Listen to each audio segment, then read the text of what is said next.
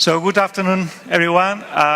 As probably you already noticed, I'm not Jacqueline Wright. Jacqueline Wright, Vice President of International Programs at CARE Canada, unfortunately cannot make it, and she asked me today to be here in her behalf. My name is Santiago Alba. I'm the Director of Innovation and Partnerships at CARE Canada, and we are going to have a quite interesting and challenging discussion this afternoon.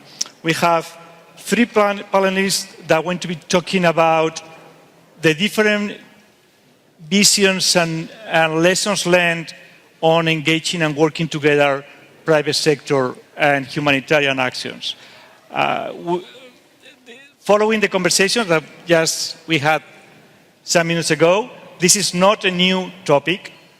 It looks like new is now a trend, but we have been doing it for a long time. Private sector is affected by humanitarian crisis, and operations are shut down when a tsunami happens.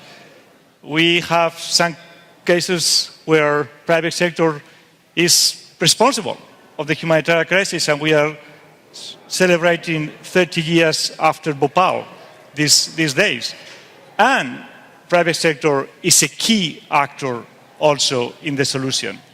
And I think we are going to see three examples today of how we can work together, how we have learned to work together, and then we will have questions with all of you. So I have today three panelists. Jay Aldous, who is Director of Private Sector Partnerships at WFP.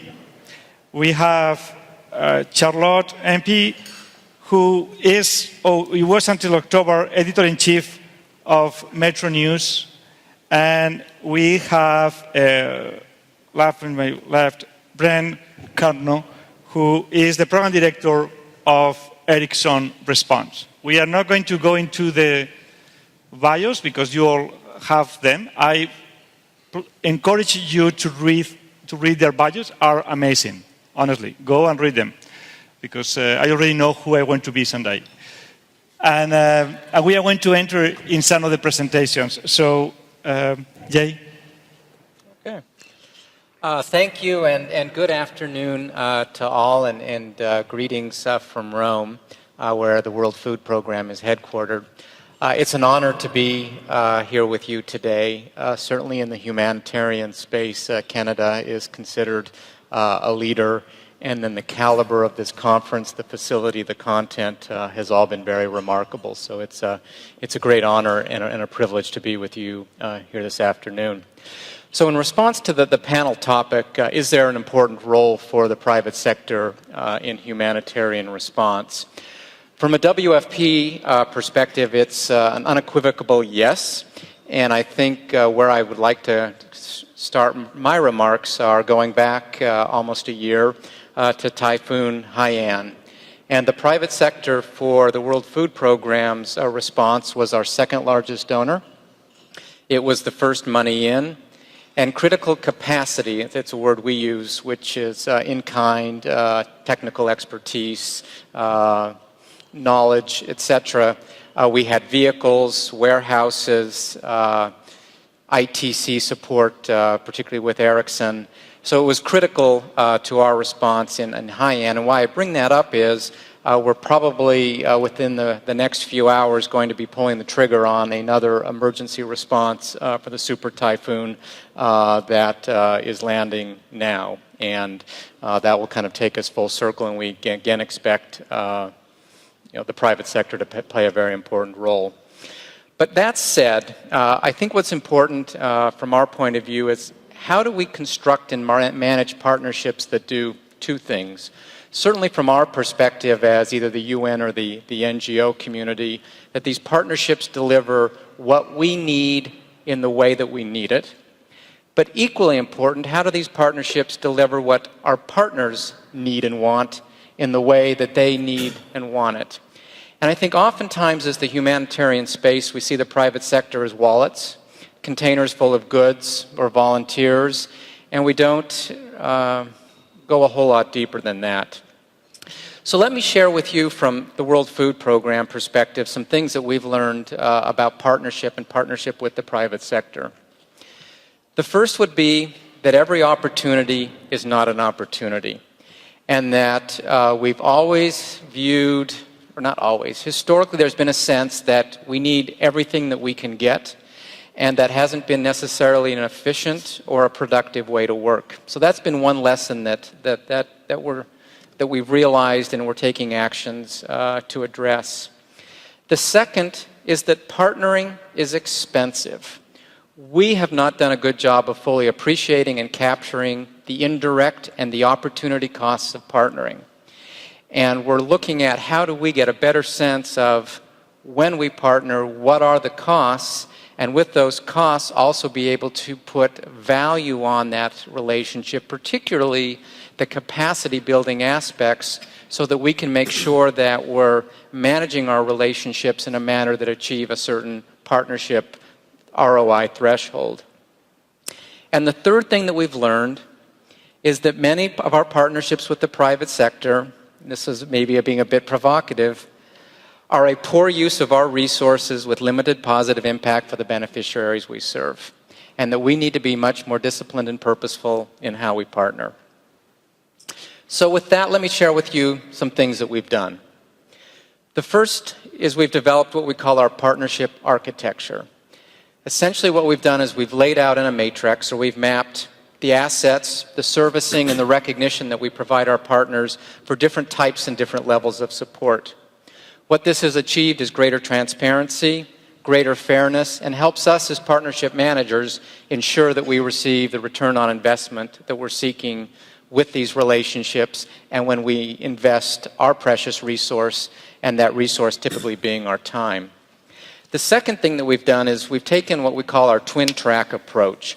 And it's in an ideal world, we like to construct and manage partnerships that do two things for us.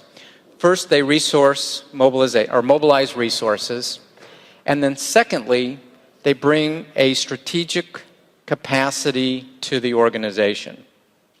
And it creates a virtuous circle. What we know is if there's an authentic programmatic element built around capacity, a private sector entity helping us do our work more effectively and efficiently, that it makes it a much stronger narrative when it comes to fundraising, and we're much more successful at resource mobilization.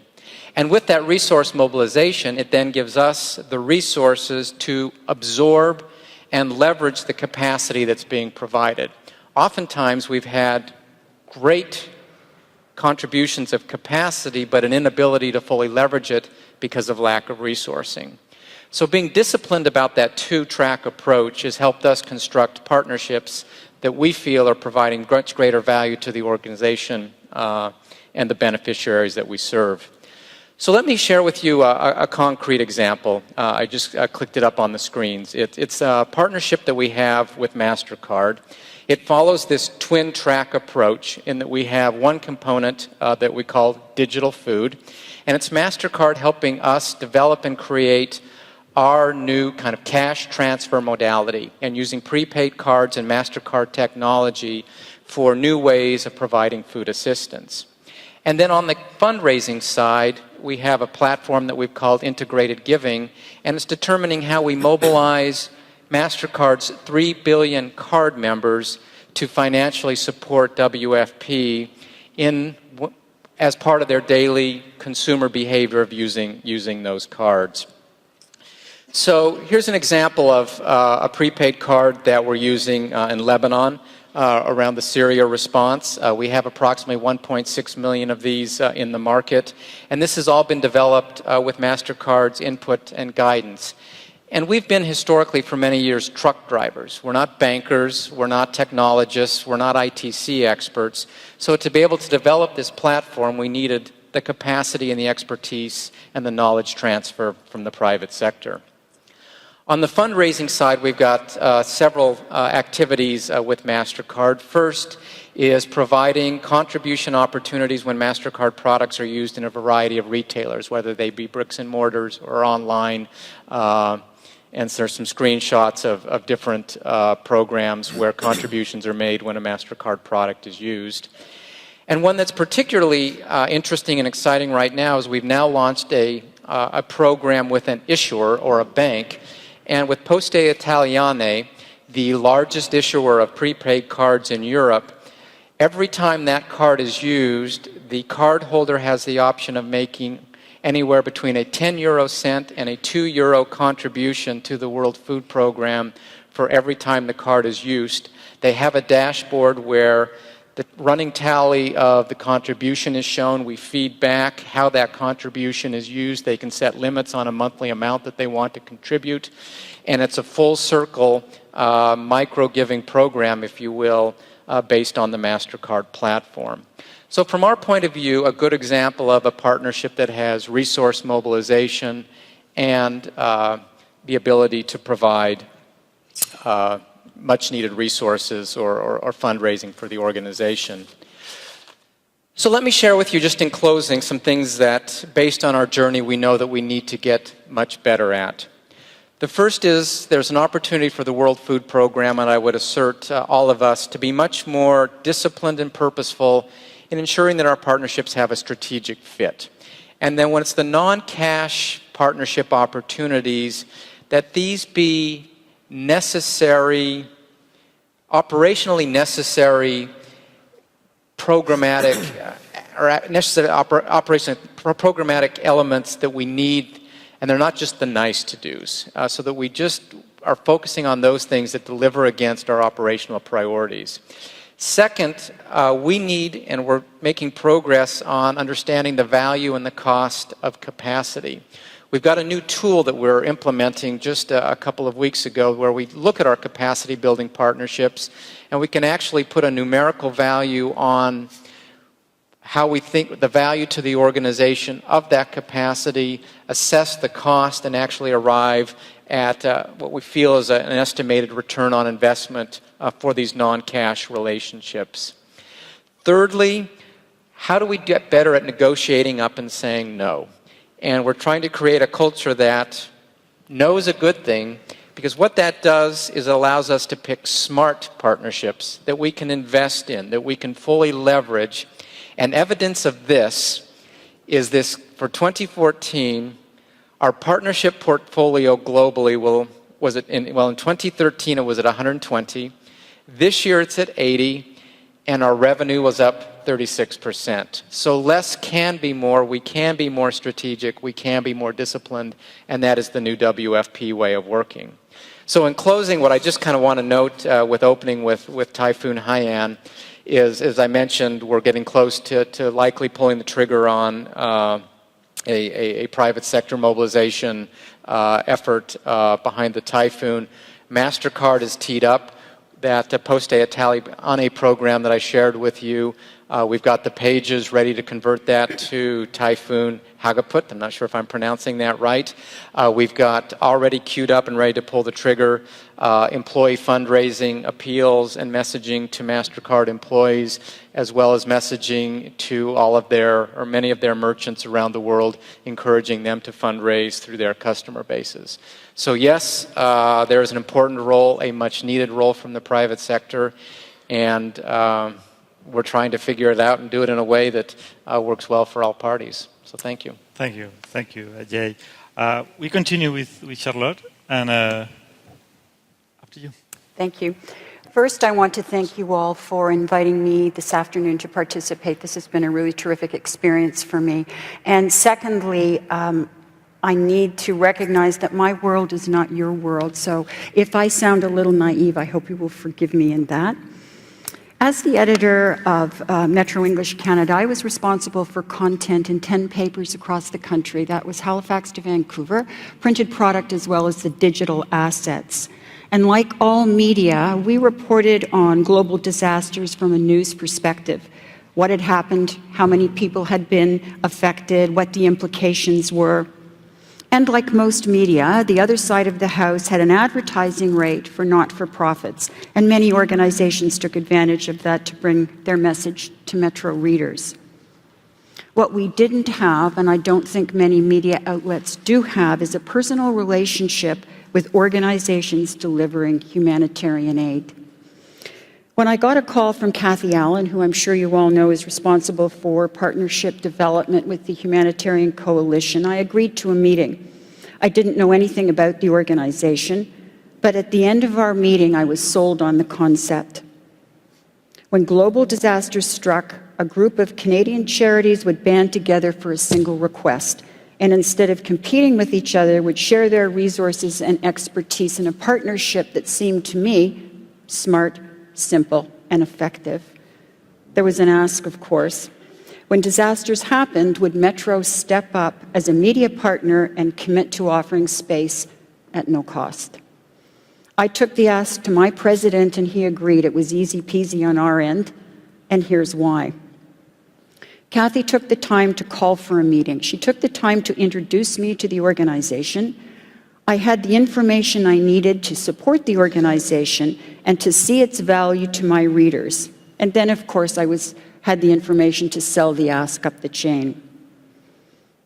I believe that we live in a borderless world and that what happens in Haiti or the Philippines or West Africa has implications for all of us.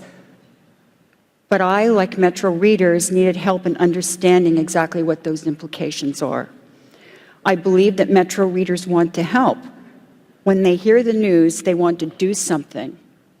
But you know what else? Sometimes the event is so huge and so difficult to understand, they're overwhelmed, and so they turn away and they don't act. When we make it easy for them to do something, I think they will. And I think that every time we supported the Humanitarian Coalition ask, Metro readers did respond. But here is where we lost an opportunity, and I think an important opportunity. Our relationship gave us access to stories from experts, from people on the ground, from people living the disaster, and those stories would have helped put context to the event. And news stories don't do that. Context to the event across print and digital platforms. I think the opportunity here is to nurture personal relationships with editors, help them understand the difference between charitable work and humanitarian initiatives, show them the impact at home of what happens a world away, give them the story ideas and the context to tell those stories, recognizing that an idea that engages, say, Metro readers, millennials, might not be the same idea that engages readers of the Toronto Star. Remember the role digital can play in bringing those stories to life. Slideshows, videos, audio tracks. And don't forget social media and the chance to partner with a media outlet on a social media program that will build awareness and add context.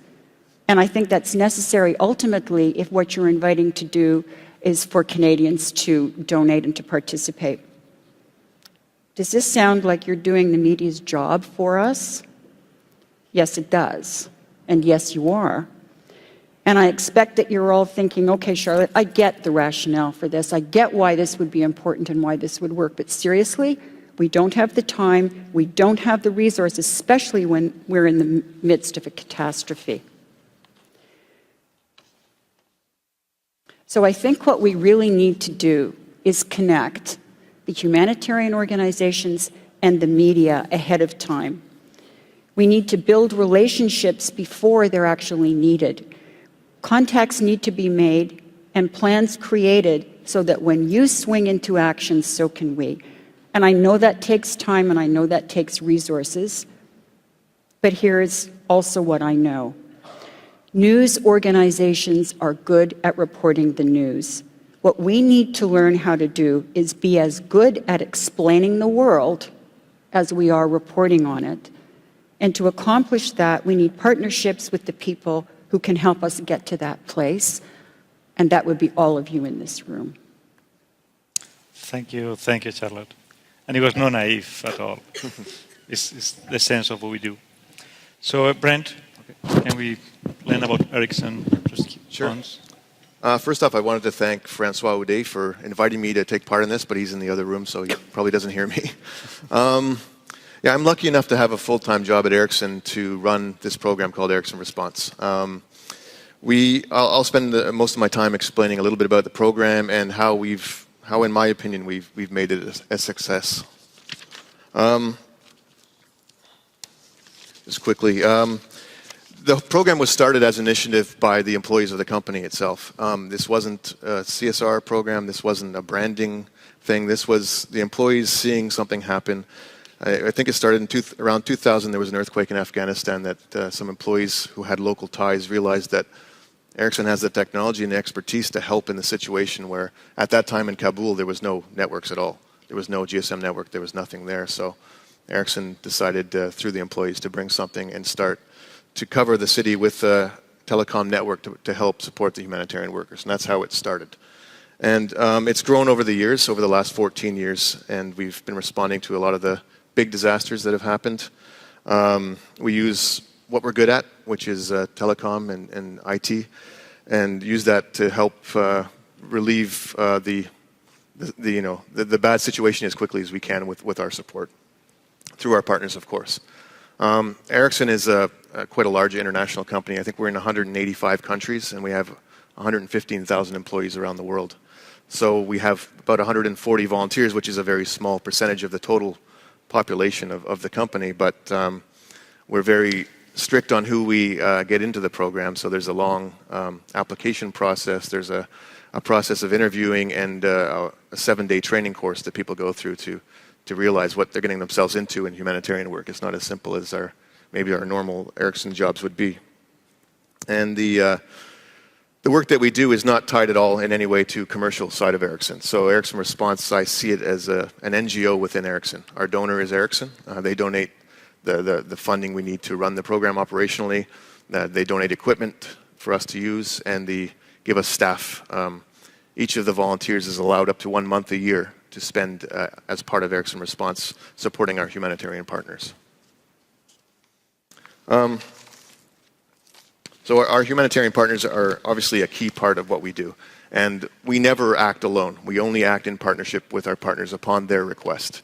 And that's been another success factor for us, I think, is we don't just show up and look for something to do. We know what we have to do long before the disaster hits. We know what the expectations are on us, and we know what we expect of our partners as well. So that when we hit the ground running, and we know what we need to do, and we get it done as quickly as we can. So going back to Haiyan again, we were on the ground with the first team from WFP Fittest going in to set up the first communication networks a day after the typhoon hit. So we responded pretty quickly and very closely with our partners. Like I mentioned, some of our partners are, our main partner probably now is WFP, and that's not a consequence, but a result of also the WFP is the lead of the ETC, which has our relationship even closer. We're the only private standby partner in the cluster, so we're given the same ground rules, same voting privileges as any NGO or UN agency within the cluster, which makes us very integrated in how that whole system works. And we also, in turn, feel obligated and committed to returning on our promises in that situation. So I think that's a key area where the partnership works with the right partners, I think, and the right culture in the company that's providing, in our case, Ericsson's culture maybe is all very facilitates very well what we're trying to do in the cluster. So it's a whole company approach that might not fit with every single private sector entity. And another thing, when we send our partners our volunteers on the ground with our partners, they're under the management of those partners. So I'm not managing them remotely, telling them what to do. It's the WFP team on the ground running the cluster there that's giving them the direction and the support they need, and they also get in turn, the security and everything else that comes along with being under that partner as an expert on mission or a secondment or whatever you want to call it. In the end, it's the same thing.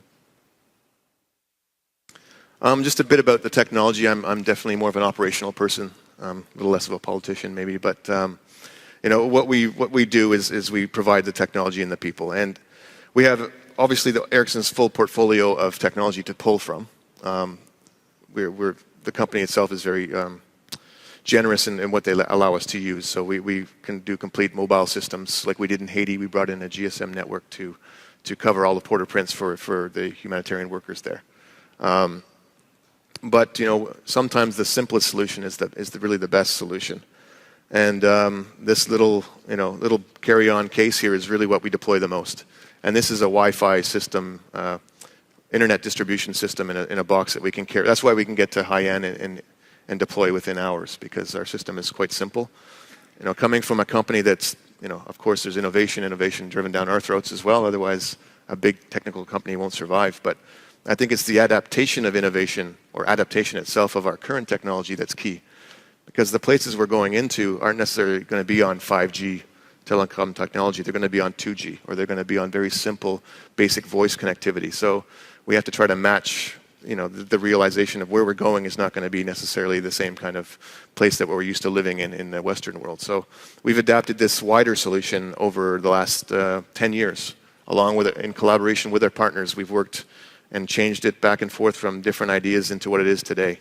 And it's a result of a lot of work together with WFP. And prior to WFP OCHA was the lead in the ETC, so we worked with them quite a bit as well.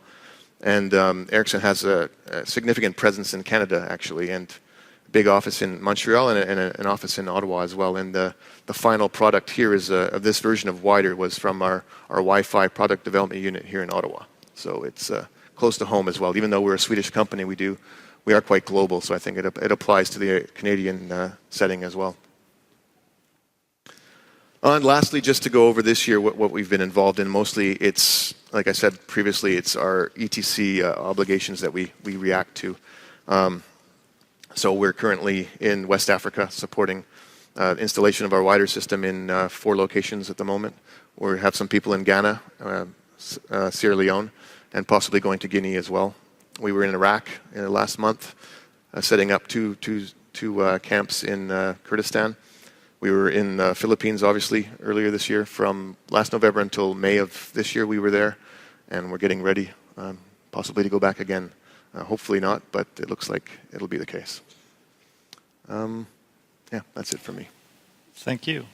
So we are going to start with some questions first. I have some questions for you, and thank you for presenting us 3 different perspectives of what partnership means with the private sector.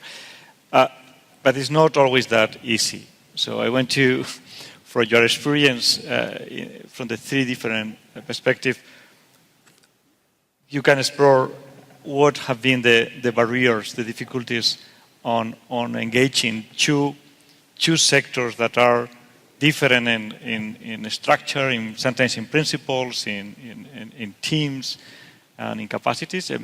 And then we will go to what have been the opportunities. But I would like to know a little bit about the difficulties that you have faced. So I don't know, you want to start? I can go first. And you have WFPs here, so you can. Yeah. I can't talk too much about WFP. Yeah. No, I think from at the start it was maybe, and I think I've heard that resounding around in previous conversations, was trust. What was our motivation for doing what we're doing, and why were we there? And were we, in the end, really trying to sell something? And I think it took us a long time to get to the point where people realized, our partners realized, that we weren't trying to do anything except support the effort.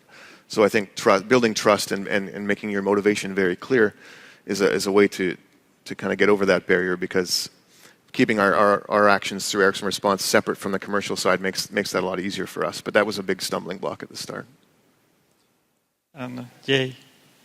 So I would have 2 comments to that. First, I think we have a problem in that there's lots of definitions and we don't have a common vocabulary in the partnership space, and I heard Rosemary mention that previously, and I think that just creates some confusion.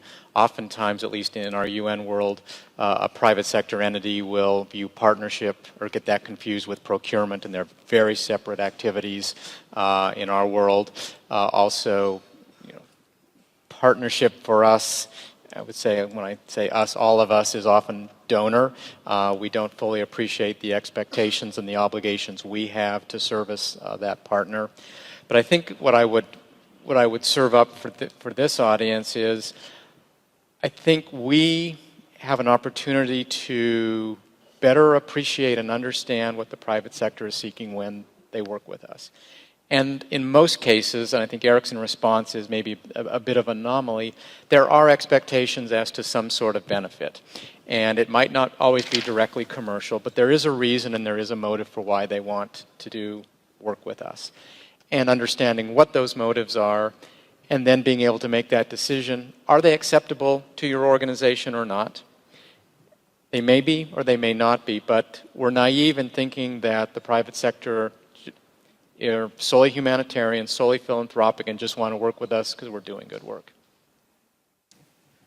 Carlo, you mentioned the importance of the personal relationships, but what is beyond, what are the challenges beyond the personal relationships? I think probably one of the greatest barriers for media is that every not-for-profit wants editorial. I don't know how you talk about it in your world. We talk about ink. Everybody wants ink.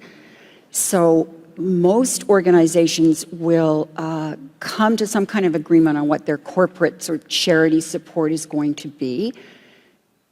Sometimes that's local. Sometimes that would be limited to national. So that's one big issue. The other one is the struggle between editorial and advertising, because most of your agencies have some kind of an ad budget. So I do know that publishers other than the one that I had, presidents other than the one I had, would say, well, yeah, but hang on a minute.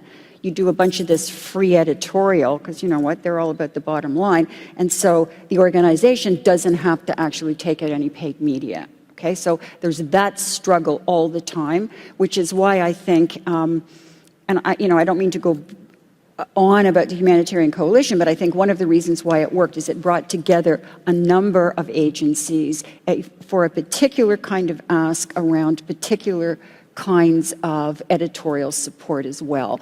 And that was very easy to understand. It was easier for us to say yes than to have to say no to somebody from here and somebody from here and somebody from here and somebody from here, especially when it's around some kind of a global catastrophe, all coming and saying, what can you do for us?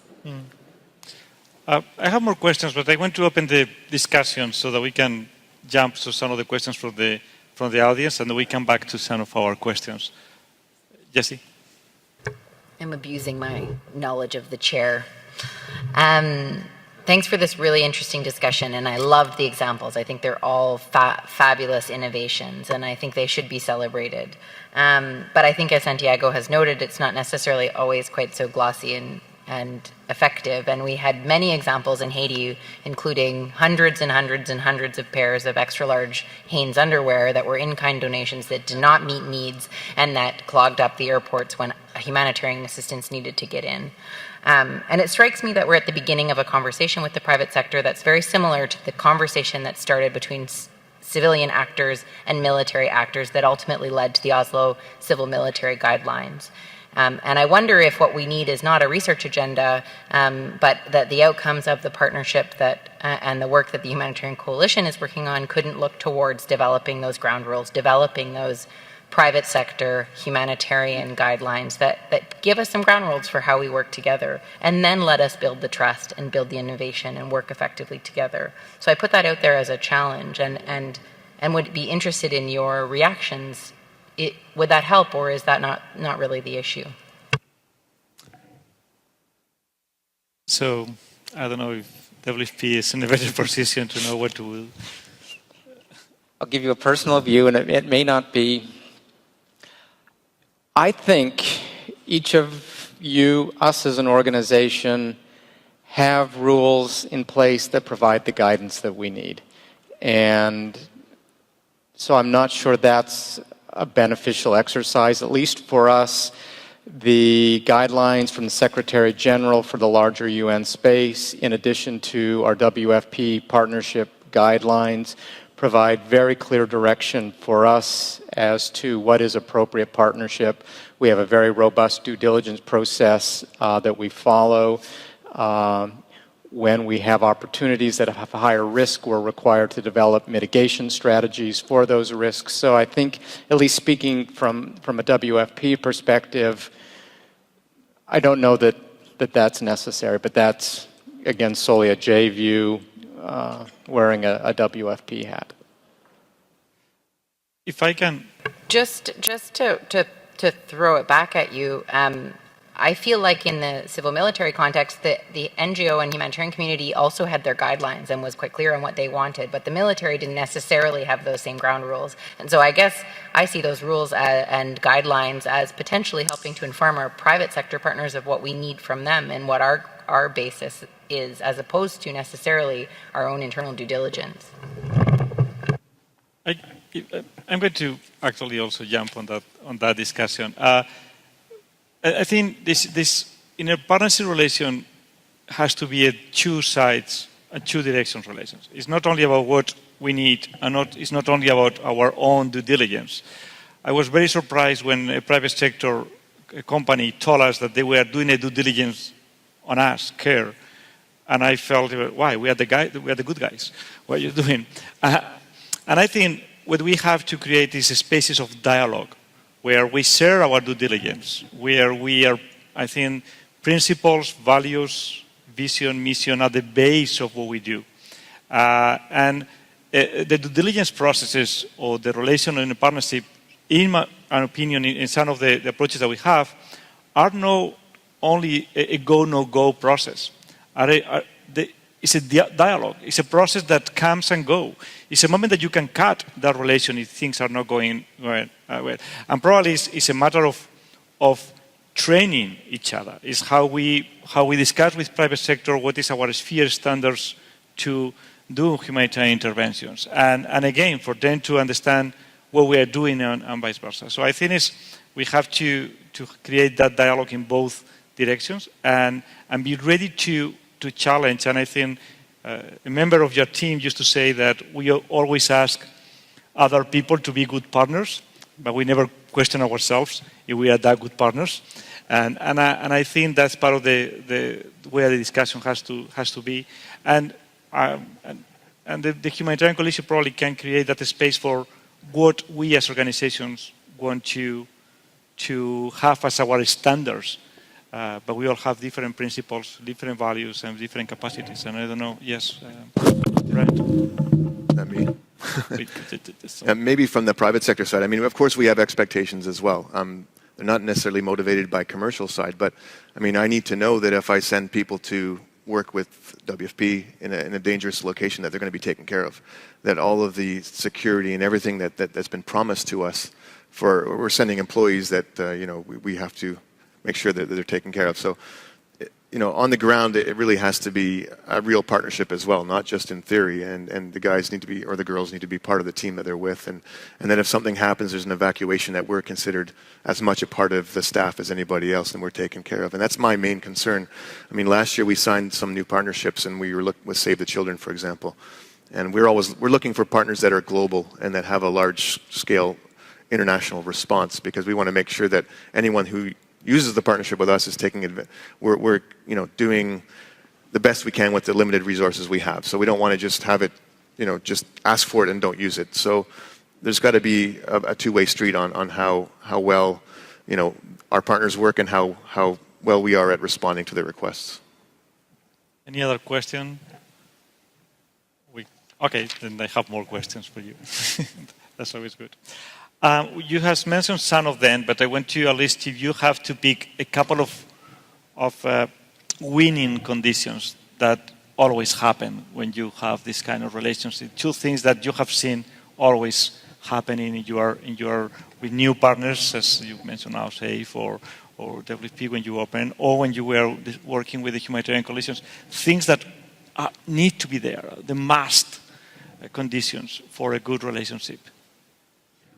Well, I'm happy to take that one. I think that trust is just as big an issue between the agencies and media as it is between the agencies and the other corporate partners. In my experience, when the main contact for whoever it is we're going to do some editorial with understands what my market is all about, understands the people we're speaking to, and trusts that I know the best way to tell their story and targeting that particular market. That's really important. And that I, in turn, can trust that when they are providing me with information or with contacts, that the permissions have been given, that everything is okay, then I'm not stepping on anybody's toes or doing anything that would contravene the kind of guidelines that you have in place for your individual organizations. So I think that trust is incredibly important, and at the same time true partnership, because it's not really just about sending the media a press release and hoping, oh wow, Charlotte, really seriously, I know you're going to think this is terrific, so write up something here. It's about a partnership where somebody calls and says to me, this is what is going on. Talk to me about a story that might be good. And often I have had brainstorming conversations because, yes, we want to do something. Yes, I believe that Metro readers cared, that yes, they needed context, and yes, they would be supportive, but it was finding out what story to tell and how to tell that story for my market and not for some other market. So I know my market and my business really well. You know what you are trying to accomplish really well. And so when it's a true partnership in that way, then I think that all kinds of spectacular things can happen, because we've talked about this a lot when I was at Metro, that there is sometimes a sense of I don't know, it's like a donor fatigue, because the media gets all over these huge stories and then they try to localize them. I think the whole Ebola thing was a classic example. And so how do people sell papers? We didn't do that, yay me. How do you get people to listen to your newscast? It's by bringing it home by saying, oh wow, how contagious is it? Could you really get it? What's going on here? Sensationalizing things. I don't think that's ultimately what the partnership between media and your agency should be. It should be about saying Canadians care. Canadians want to help and support in 101 different ways. My job is to help you talk to my readers and to engage them in a way that they will support in their context what they can do. Yeah, what is Certainly trust, and I would add two others. First is clear expectations of both partners as to what success looks like. And in our organization, we actually ask that very specific question of account managers. What does success look like for that partner? If we can't describe it, how do we steward and manage it? And I'm often surprised that we don't really understand what a partner wants from us and then be able to answer the question, can we truly deliver that? So that's number one, is very clear expectations as to what success looks like. The second that I would add is shared values, and it's not shared values around kind of the humanitarian space, but what creates a logical intersection for partnerships. So it might be excellence, it might be safety. In the MasterCard example, it's that technology can enable innovation. But does WFP share that value that a company has? Then we actually have a nexus that we can start building a partnership that becomes interesting and sustainable. So that's one of the kind of the pieces of a homework or assignment for our partnership managers is, what are those values, and is there a logical or natural intersection with the World Food Program, and then can we build a partnership from that, and then being able to answer, and then what does success look like, and can we deliver it? Thank you. Brent? I don't have much to add. I think both were pretty good, but I think managing expectations, I'd highlight that quite a bit, because you need to be honest with each other on what you can and can't do, and not overcommit to doing too much when in reality you can't do what you've promised. So I think just managing those expectations and meeting your commitments makes the partnership grow. I want to take in one of the comments that Jay, you made in your presentation, is that partnership is not cheap, and it's not, and it has a cost. And I want to, you can explore a little bit more about that, because sometimes we believe, and that was a discussion that happened a lot in the humanitarian world when we are talking that we can intervene and we can do more operations through partners or with partners, and we suddenly realize that is not always a cost saving, it's an investment. And I don't know, you want to, or any of you want to explore a little bit more, and what the Canadian NGOs or that are not engaged with private sector, or that would like to explore, what are the things that they have to be thinking, or we have to be thinking in terms of the cost of partnerships? From my point of view, it can be fairly complex, and we're trying to get to, within WFPA, a fairly robust system to kind of look at the value and ultimately the return on these partnerships. But it can be as simple as math on a napkin. So what is the proposed service or opportunity, and just kind of mentally work through it. If you were to go commercially buy it, what would it cost you? Okay, now we've got arguably the value. Then what's going to be roughly, and for most of us, the cost is time, that indirect time. What's it going to take? The meetings to go prospect, finding somebody that's interested, the negotiation, going to an MOU, maybe there's a due diligence process, and then ultimately managing it. So do some napkin math. How many hours are there? It's going to give you a rough sense. Then ask yourself the question, what's the opportunity cost? So if I spend this many hours over this period of time for this incremental gain, what won't I be able to do? Because for most of us, there's not additional resources. When we do something, there's more resources to do something else. So what's the trade-off? And is this a good choice? It doesn't have to be more complex than that initially to say, you know what, this one's not so good. And when you get there, I think for me what's important is then the assignment becomes, how do you negotiate and manage it in a way that it becomes interesting? It's not that it's a bad idea, it's just where it sits today, it's not right. And that creates an interesting opportunity to develop this trust and see if there's really a good fit, to go back to that prospective partner and say, you know what, it's not quite working on the napkin math for me. And to get there, this is what we might need to be doing. And if that's a conversation that can be had, that's probably a partner that makes sense.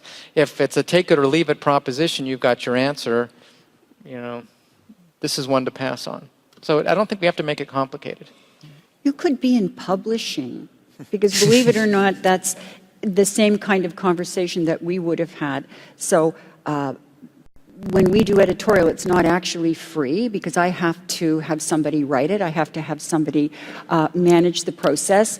It takes a page or a quarter of a page or a half a page. So there's paper costs, there's printing costs, there's ad-edit ratio costs. So there's a business side to editorial. From your perspective, there's the sense of, well, who will manage it at your end? Do you have a communications person who understands dealing with consumer media? And how many other projects does he or she have on the table? How much time and energy can that person, and if you don't have that person, then some person, how much time and energy can some person devote to this particular project? And do you think that you're going to get what you want at the end of the day? Because it is a value proposition in the same way that it would be with a more corporate partner, if you will. This notion of what is it that you're trying to accomplish, and if it's recognition, if it's donations, if it's some action to be taken, what is it that I need you to do for me in order for me to do this for you, and is the end result going to be worth what it's going to cost you, which really probably is not so much money. Well, it's ultimately money, but it's time and energy. Any questions, or can I keep asking? Great, thank you. Over. Oh, okay, I can give you that one.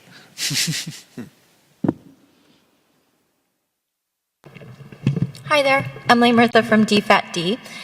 This has already been answered a little bit to a certain extent, so I don't want to beat it with a dead horse, but I think we need to explore, massage the issue a little bit more about mutual accountability, especially as we're looking at the new research project that we're embarking on.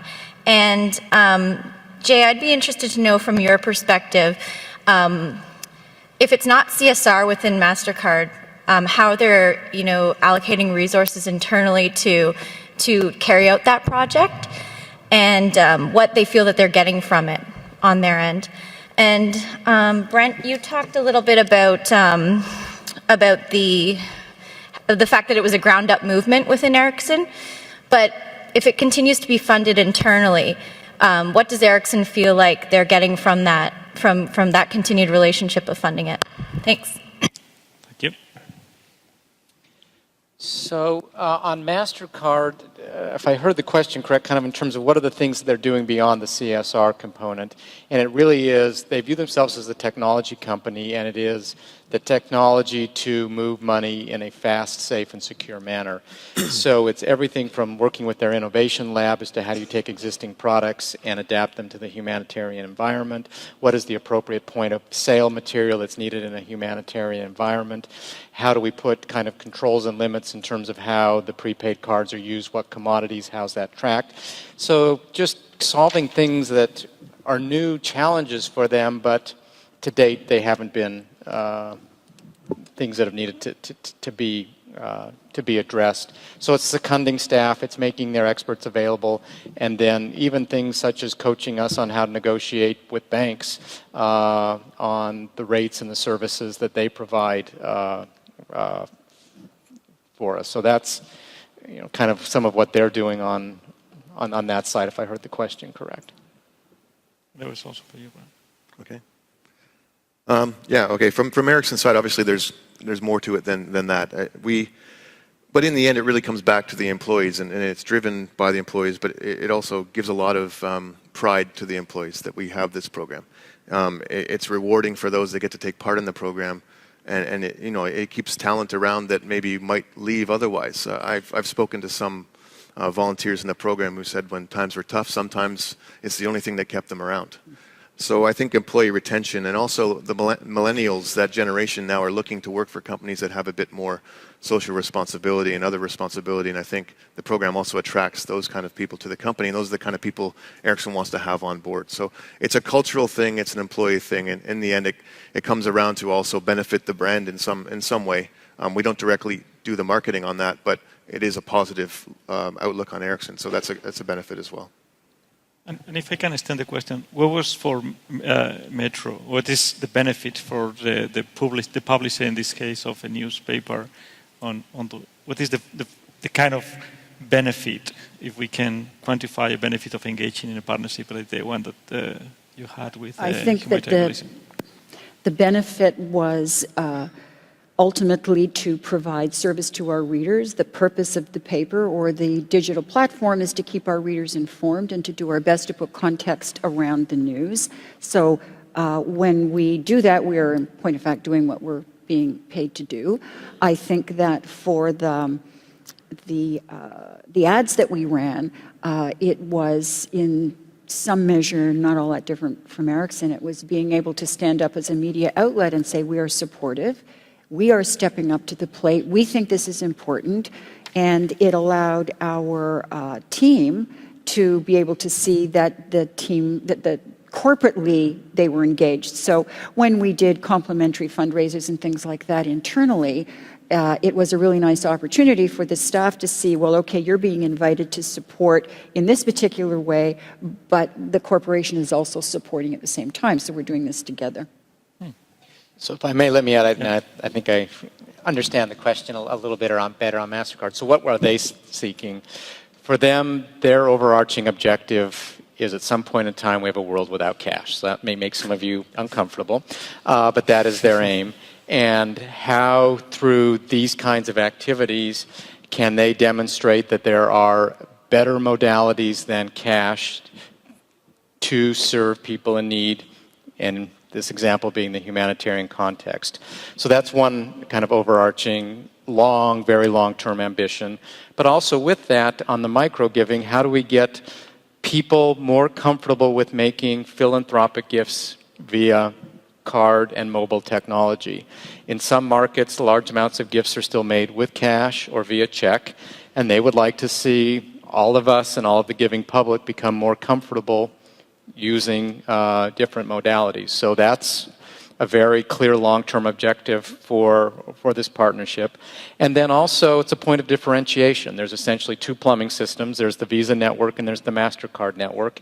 And they want to be when we pull out of our wallet or our purse, which do you choose? And the feeling that if one is more of a humanitarian card and active in the humanitarian space, that will influence your card choice. So that's a driver behind it.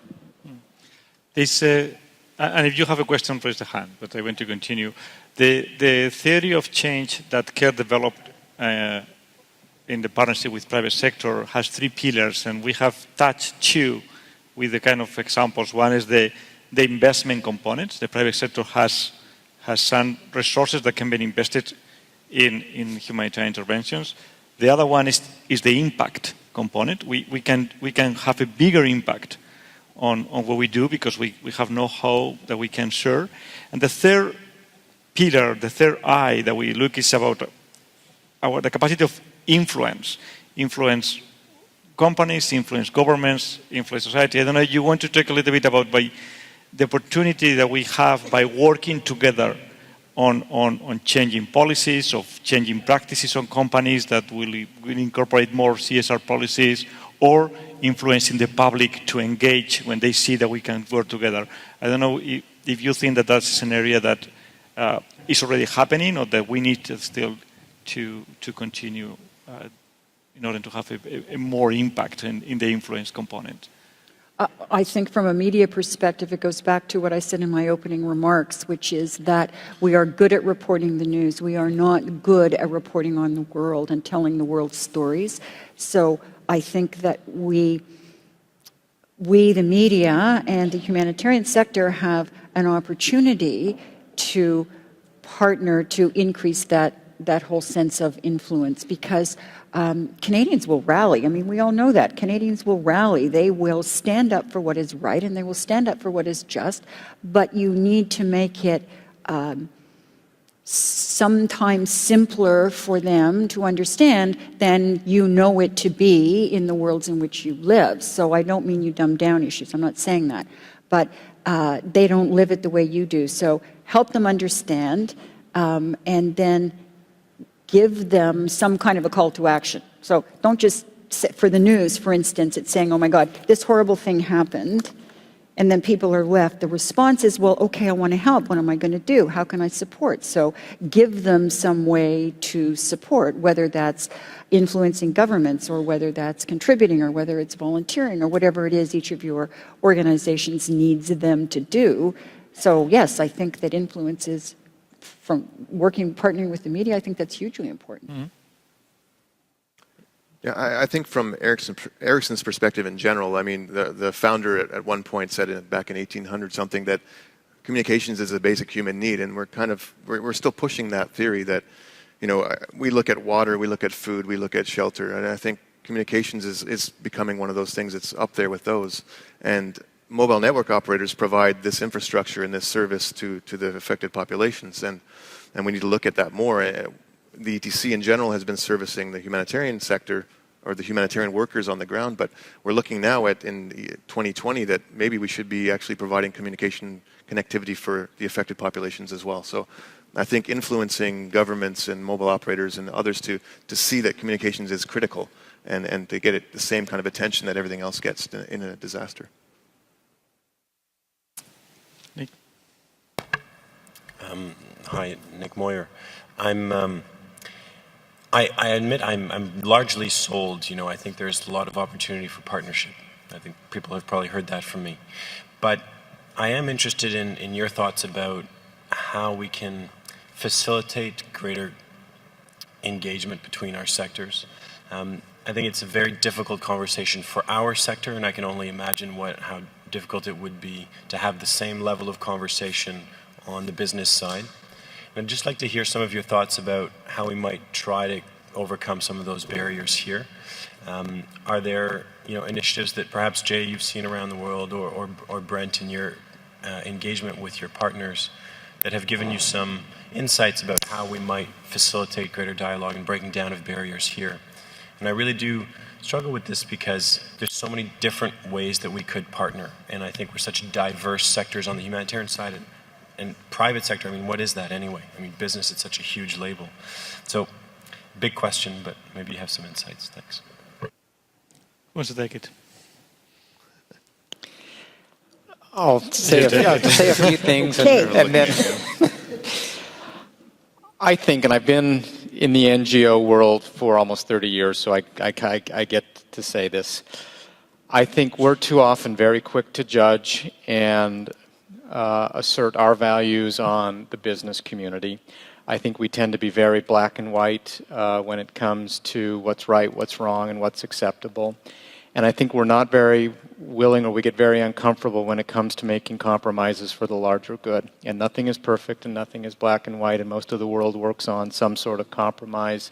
So I think it's not a dividing line and you're on this side or you're on that side, but what are the boundaries and the context for which, because those boundaries will move, does a relationship and a certain body of work become acceptable because the end game to what we're ultimately trying to accomplish is achieved. And it's, I think, kind of moving from our black and white world to being maybe more comfortable operating in a gray and more fluid world. Do you want to? Yeah, I mean, just simply for me, I hate the buzzwords, but resilience. We talk about resilience, but we only talk about governments and communities. But I think the private sector is a huge part of any resilience building in a country, and all levels and all sectors of society need to be involved in resilience. So I think if you have clear requirements to the private sector on what the expectations are from them, that will help them understand where they fit in better.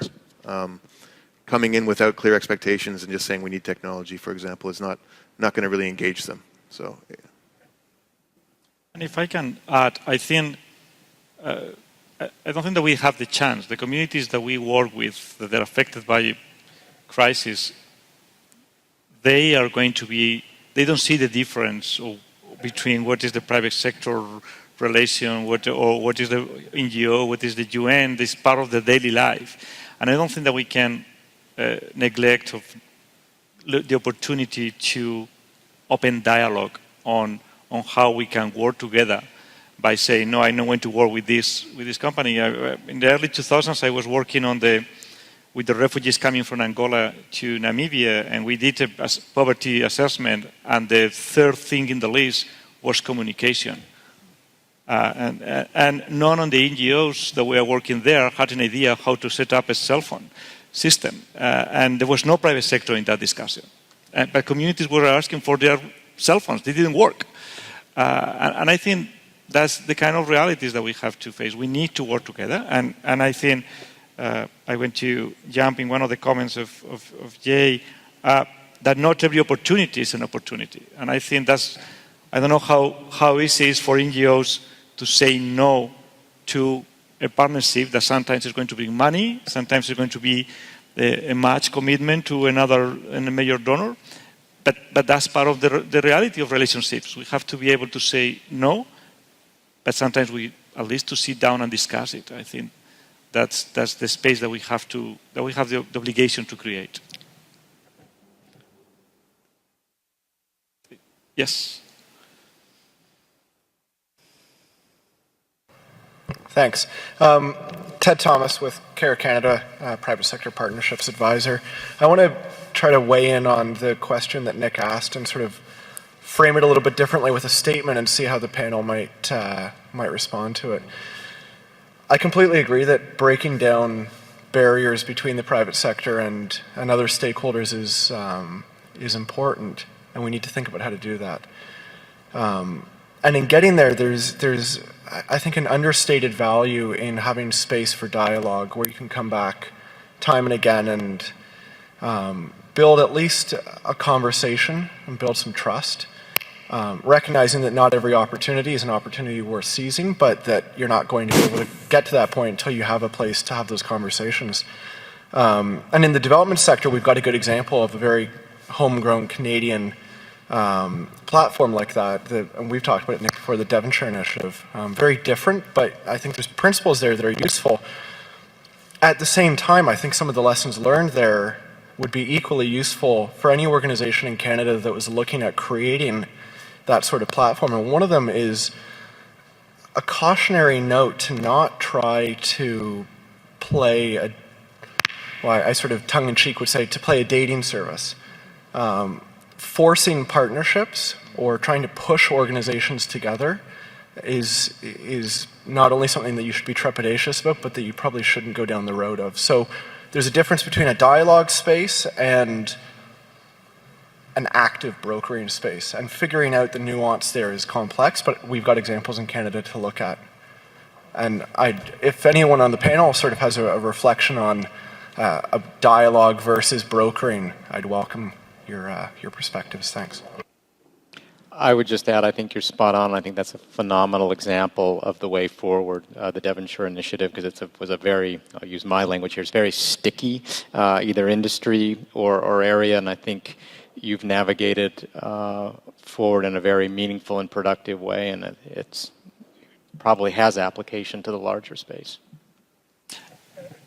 I have a question because at least for Jay and Brent, that you are in the international arena, is any example that Canadian NGOs and Canadian private sector should be looking at other countries, other major initiatives that are linking humanitarian and private sector, that we would say, oh, there's an opportunity there for us to see how we can work more effectively? Is anything that we are missing outside of our own experiences, like the DI or the individual NGOs already partnerships, something that you have seen that is working? Wow. So that research is really important. Yeah. That research is really important. I have another. Is there any other questions? Okay. We have, I think it's 5 more minutes. I have one more question, and then I'm going to try to summarize what you have said. And it's related to the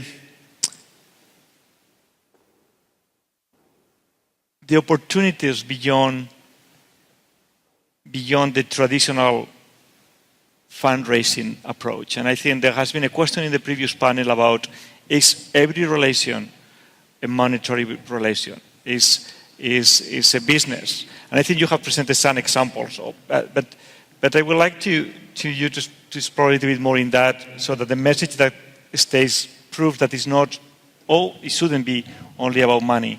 And we can start with the example of the relation with the media that goes beyond that vision, because we have the pressure of thinking that the relation with the private sector is because it's going to come a lot of money coming there to do our job, because it's not coming from other sectors. And I want you to give you one more word in that area.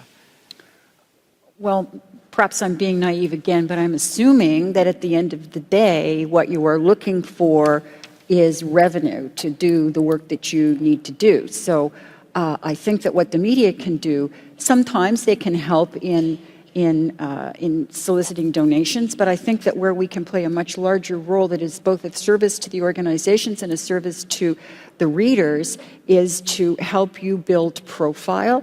I'm not a marketer, but it's all about brand profile, so that when there are stories about the work that is being done, stories that hit that take a reader, whether that's a digital or a print reader, and grab that reader by the throat and make them pay attention because you've got them here, then the more they know about what you do, the more engaged they feel with what it is that you do. When it comes time for that ask, at whatever point in time that is, it just seems to me they're going to be more likely to do whatever it is you're requiring them to do, and it may very well be to make a donation. But I think from a media standpoint, it's probably ultimately, from an editorial standpoint, not from a paid media standpoint, it really is about building brand awareness so people understand.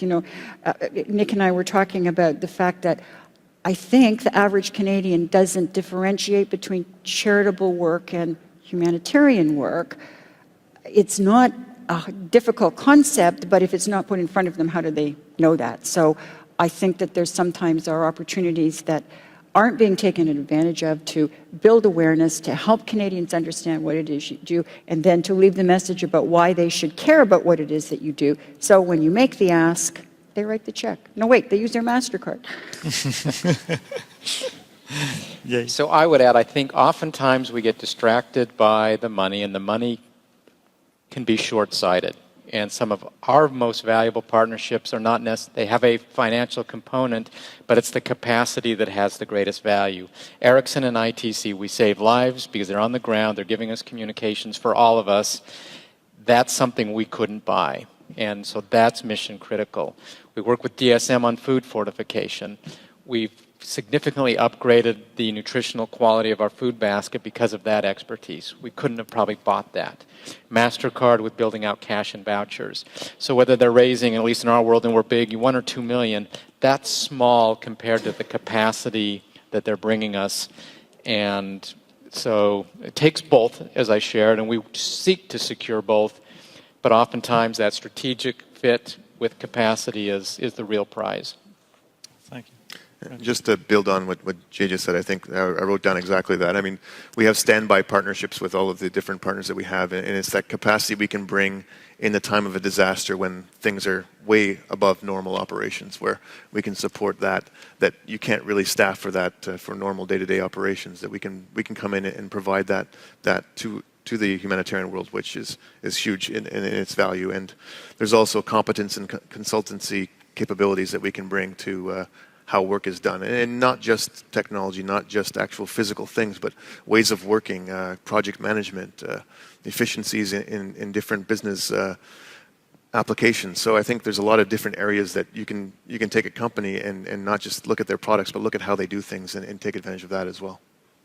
Thank you. So just a summary of what we have been discussing. I think as a one sentence is that the reality, the partnership with private sector, NGOs, UN is happening, is there, and it's a reality. And I think that's probably the beginning of anything that we do, is how we do it, how we engage. I want to take this idea that not every opportunity is an opportunity, that we need to know, we need to be able to say no in order to, when we say yes, we are more successful and we have more impact in what we do. I think the samples that we have seen today around the know-how of an institution can be adapted. The innovation can be adapted to the reality. And we have expertise in both sides that can really make that adaptation to have a bigger impact. I think we have here for for three of you, the importance of relationships. And sometimes it's personal, individual relationships, and how these relationships are in the case of Ericsson, of employees, individuals that really believe in their part on doing some things different and having an impact. I think that individuals' involvement help us to bring together realities. We have the reality of populations, women and men affected by crisis, that we can bring in closer to the reality of our communities by engaging with media, by having employment engagement as well. And that can have an influence in how we think, in how we act, in how we donate. And I think the idea of being integrated, when we are partners, we are part of the group. It's not that you just bring a consultant from an IT company to do something. That person is part of the team. And that partnership will have an impact. We can create those relationships. I want to finalize with the 3 I's, because I think for care has helped us a lot, and we want to share this with you, is we can have a bigger impact in what we do. We can influence how things happen, and I think that's important on all the levels. And of course, we will have more investment. We will have more resources to use it properly. So I want to ask you, please join me in thank you, 3 of you. Thank you, Charlotte, Jay, Brent, for your amazing expertise and for bringing a perspective of things that are happening, that we don't need to wait for the future to see how things must be done. So please, thank you, everybody. Join me. Thank you. And I think we continue. Thank you, Santiago, Brent, Jay, and Charlotte. We will be entering a break for the next 15 minutes. A couple of quick housekeeping items. In your package, you have a participant evaluation form. Looks kind of like this. I assure you that as one of the co-organizers for this conference, this was our starting point, the evaluations from last year. So it's not a formality, it is actually data that is used. Also, this, as you will note, is the last break for the conference. The next session that we'll be having is the Closing Plenary. And as the name suggests, it's just talking, but it's actually a lot of dialogue, and a lot of it's dependent on everyone sitting down and actually engaging in dialogue. So this last break, take advantage of it, stock up on coffee, because we're definitely going to need your energy to push through the last segment of the day. So we'll see you back here at 3:45. Thanks.